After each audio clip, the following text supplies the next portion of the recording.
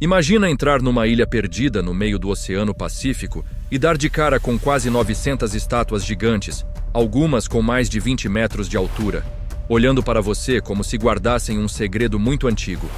Uma civilização inteira desapareceu, mas suas esculturas ficaram. E até hoje ninguém chegou a uma resposta definitiva. Como elas foram parar ali e quem construiu cada uma delas.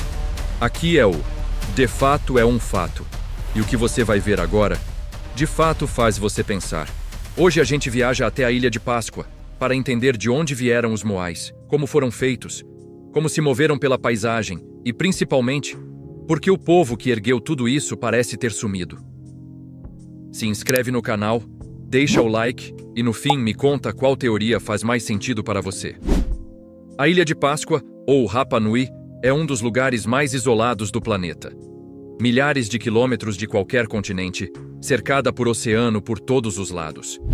Mesmo assim, entre os anos 1200 e 1500, navegadores polinésios chegaram ali guiados por estrelas, correntes e leitura de ondas, e construíram uma sociedade do zero.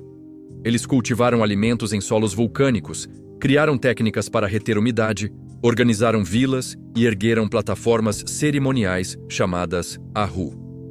E sobre muitos desses Ahu, posicionaram os moais, as estátuas monumentais que transformaram a ilha em um enigma a céu aberto. Hoje, existem cerca de 887 deles espalhados pela ilha. A maioria tem entre 4 e 6 metros de altura e pesa dezenas de toneladas. Imagina só o trabalho. Mas alguns são ainda maiores, chegando a 10 metros e mais de 80 toneladas. E o mais impressionante, a matéria-prima principal veio do vulcão Rano Haraku, um tufo vulcânico relativamente macio de talhar, mas ainda extremamente pesado para transportar. As ferramentas, chamadas toque, eram de rocha mais dura, como basalto. As esculturas foram esculpidas diretamente na pedreira e depois destacadas do leito rochoso. Por muito tempo se acreditou que os moais eram só cabeças, mas escavações recentes mostraram corpos inteiros enterrados. Tronco, braços, mãos apoiadas na região abdominal, marcas de cinzel e inscrições simbólicas. Em algumas bases foram encontrados ossos humanos, reforçando a ideia de que os moais tinham função ancestral. Eram representações de antepassados importantes, que olhavam para a comunidade e protegiam a terra com seu mana, uma força espiritual presente na cosmologia polinésia. E não eram apenas blocos de pedra. Muitos moais receberam olhos de coral branco com pupila escura e penteados de pedra vermelha chamados pukao, feitos numa pedreira diferente, punapau, o que exigia uma logística ainda maior. Quase todos foram erguidos sobre Ahu na costa, voltados para o interior, como se vigiassem as aldeias, não para o mar. Isso muda o jeito como a gente imagina a cena. Os moais não contemplavam o horizonte. Eles encaram as pessoas. O maior mistério sempre foi o transporte. Nos anos 1980, tentaram reproduzir com toras como rolos e pouco funcionou em terreno irregular. Depois, vieram duas ideias que começaram a fechar o quebra-cabeça. Um trenó de madeira arrastado por cordas em trajetos preparados, e mais tarde, a hipótese do moai andando. Em testes modernos, réplicas com base levemente curva foram amarradas com cordas em 3 pontos. Grupos de pessoas puxavam alternadamente à esquerda e à direita, fazendo a estátua balançar e avançar como uma geladeira sendo caminhada no chão. O deslocamento era lento, mas possível e estável, e bate com lendas rapanuís que diziam que os moais caminhavam graças ao mana. No fim, física, fricção e coordenação humana. Também se testou como erguer o pukao, rampas de terra, alavancas e muito trabalho coletivo.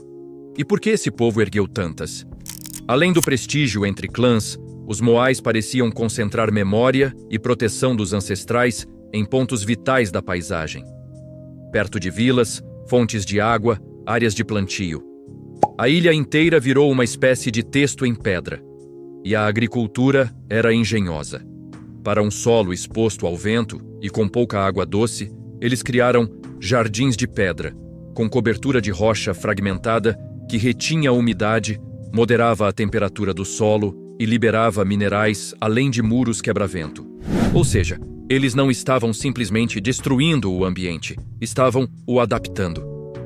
O colapso, então, veio de onde?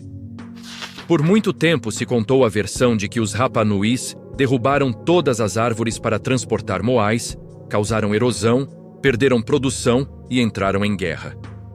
Uma espécie de lição ecológica trágica. Pesquisas mais recentes pintam um quadro mais complexo. Parte do desmatamento pode ter começado antes por introdução de roedores que impediram a regeneração das palmeiras. E mesmo com menos árvores, os Rapa Nuis sustentaram a produção agrícola com técnicas inovadoras. O declínio mais forte parece ter começado depois do primeiro contato europeu no século XVIII. Chegaram doenças novas, violência, missões escravistas que levaram muitos habitantes, conversões forçadas e reordenamento social. Nesse período tardio, muitos moais foram derrubados, possivelmente durante crises internas e mudanças de poder. Outros tombaram com terremotos e tsunamis. A cultura, porém, não desapareceu. Ela se transformou. A prova é o culto do homem-pássaro, Tangata Manu, que ganhou força quando as grandes construções cessaram. Uma competição anual em que líderes buscavam o primeiro ovo de uma ave marinha num ilhote distante ritual, que reorganizou o prestígio quando erguer moais já não era viável. E existe ainda o enigma do Rongorongo. As tábuas com sinais que muita gente acredita serem uma escrita dos próprios Rapa Nui, poucos exemplares sobreviveram. A leitura se perdeu com as catástrofes do contato e até hoje não há consenso sobre se era de fato um sistema plenamente escrito ou um mnemônico ritual. De todo modo, indica uma sofisticação simbólica além das esculturas. Detalhes que costumam passar batido ajudam a visualizar o cotidiano. Olhos de coral encaixados nos moais quando a cerimônia concluía. Cabelos estilizados nos pucal vermelhos. Caminhos preparados entre a pedreira e as plataformas. Pedreiras vivas, cheias de estátuas em todos os estágios. E uma rede de vilas que se enxergavam pela linha da costa. Não era um povo perdido fazendo pedras por capricho. Era uma sociedade conectada à Polinésia, navegadora, agrícola, ritual, que deixou um arquivo de pedra. Se até aqui você já aprendeu algo novo, dá aquela força. Se inscreve no canal. De fato, é um fato. E deixa o like para esse vídeo alcançar mais gente. Quando a gente fala em sumir, o termo engana. As pessoas não evaporaram. As estruturas sociais é que foram quebradas por doenças, escravidão e choques externos. A população caiu drasticamente, muitos moais foram derrubados e o ritmo ritual mudou. Ainda assim, os descendentes Rapa Nui existem, a língua existe, a memória existe. E os moais, silenciosos, continuam ancorando identidades e pesquisas. Hoje, as perguntas abertas são empolgantes. Quantas técnicas de transporte coexistiram? Como variavam entre clãs e terrenos? O que exatamente significavam certos símbolos gravados no dorso dos moais? O Rongorongo registra genealogias, calendários ou cânticos. E até que ponto a ecologia da ilha foi alterada por fatores externos antes e depois do contato? Cada escavação, cada datação, cada experimento com réplicas melhora nosso mapa desse quebra-cabeça. Mas a graça está no que ainda falta descobrir. Então me diz, o que você acha mais misterioso? O transporte das estátuas, o tombamento em massa no período de crise, os corpos enterrados e seus símbolos ou a perda da leitura do Rongorongo? Comenta Rapa Nui vive e me conta qual teoria te convence mais. Se você chegou até aqui já sabe, o que a gente conta aqui, de fato é um fato. Curtiu? Deixa o like, se inscreve, ativa o sininho e compartilha com quem ama mistério histórico. Até a próxima!